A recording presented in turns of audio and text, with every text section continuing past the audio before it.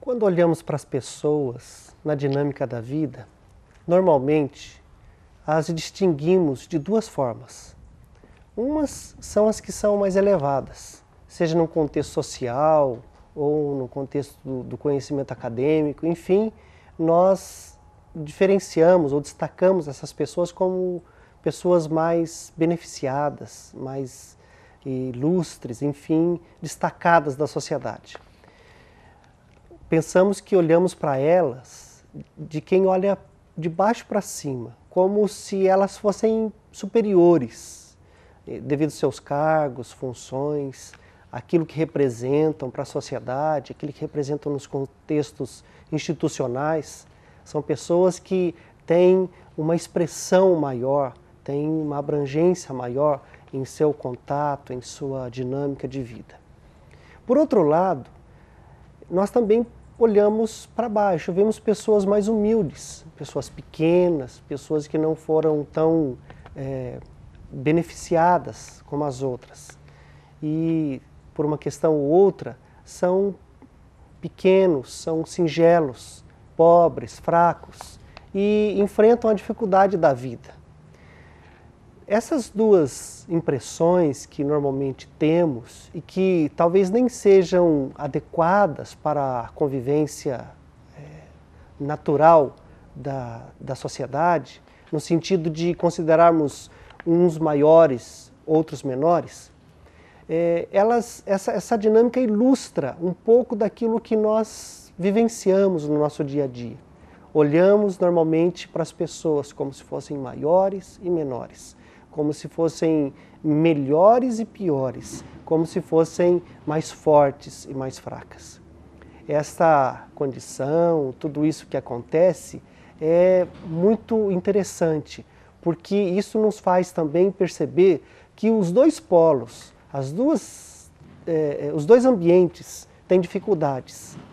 Os grandes, em função da sua responsabilidade, em função do seu risco, da sua importância. Os pequenos, porque existe para eles uma dureza maior, uma dificuldade maior. Isso tudo nos faz pensar sobre a vida. Pensar o que seja o melhor para a vida. O que é melhor para a vida, o que é mais salutar, o que traz com maneira mais facilitada a alegria, a felicidade, o bem-estar. Talvez, olhando para esses dois extremos, nós possamos chegar à conclusão que não é bom nem ser muito grande, nem ser muito pequeno. O bom da vida é estar na posição intermediária, não tendo os grandes postos, mas também não tendo a dificuldade dos pequenos. E isso tudo nos tranquiliza, porque nos faz pensar que a maneira melhor, mais exata, mais cabível para vivermos a felicidade é a maneira de encontrarmos a normalidade, a tranquilidade da vida. Talvez seja isso que Salomão tenha expressado numa de suas orações, num dos seus pedidos a Deus, quando ele disse em Provérbios 30, a partir do versículo 7, o seguinte: duas coisas te peço, não mas negue antes que eu morra. Afasta de mim a falsidade e a mentira. Não me des nem a pobreza, nem a riqueza. Dá-me o pão que me for necessário, para não suceder que, estando eu farto, te negue e diga: quem é o Senhor? Ou que empobrecido venha furtar e profane o nome de Deus. Sem dúvida, esse texto nos traz a dimensão exata da vida. A dimensão daquele e daquela que encontram no equilíbrio a felicidade para poder viver.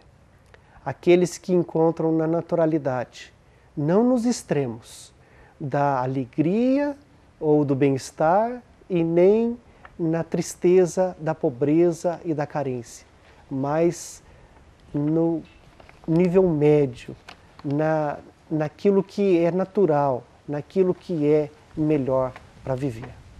Eu espero que nós todos tenhamos a alegria de encontrarmos esse ponto de equilíbrio da vida e encontrarmos a felicidade que está reservada para nós diante das coisas naturais que podemos ter no nosso dia a dia.